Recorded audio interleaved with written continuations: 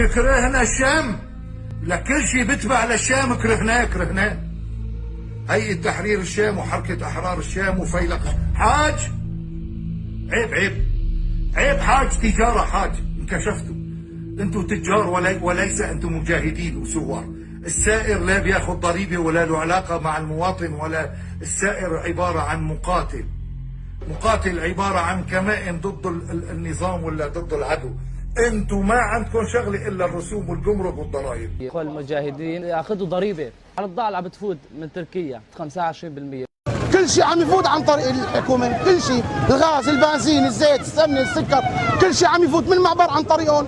نحن بنتمنى يتوب الله فينا بس. انا بنزل على سوق الجمله، بدي اشتري اغراض للدكان، بلاقي بكابات كبيره انت عم بتفضي معهم كان من زيت ولا من رز ولا من العدس ولا كله عم ينباع. ما عم يطلع، عم ياخذوها كلهم. صاحب عم ياخذ معوني والباقي الفقراء كلها ما. لك عيب عليكم، لك والله لو عندكم ذرة من الشرف ما كان استقويتوا على هذا المواطن المسكين المقهور البردان عريان، لك جوعان.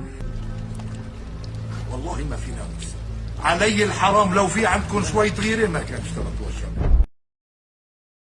والله ما عرفت ابني، حالقين دقنه وشعره وعايفينه بس الشوارب، عاملين مثل النظام. هذا الضرب يلي مبين على وجوههم وايديهم هذا اكبر دليل، لان اولادنا ولو اعترفوا بلسانهم ولكن اعترفوا بسبب كثرة التعذيب. لما بياخذونا على التعذيب اياما بيعذبوا مثلا اشخاص، بيعذبونا مثلا ساعة او ساعتين في تابوت، والتابوت كله مغلف من حديد، بيضل بيبرم هذا المناويل تيك بسكين. هو يسجن بدون غلبة ظن.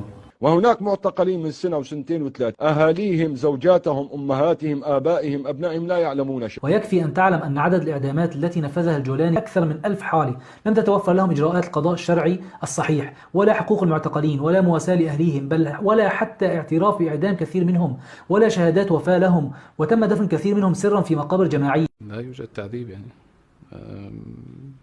هذا الشيء مرفوض تماما يعني.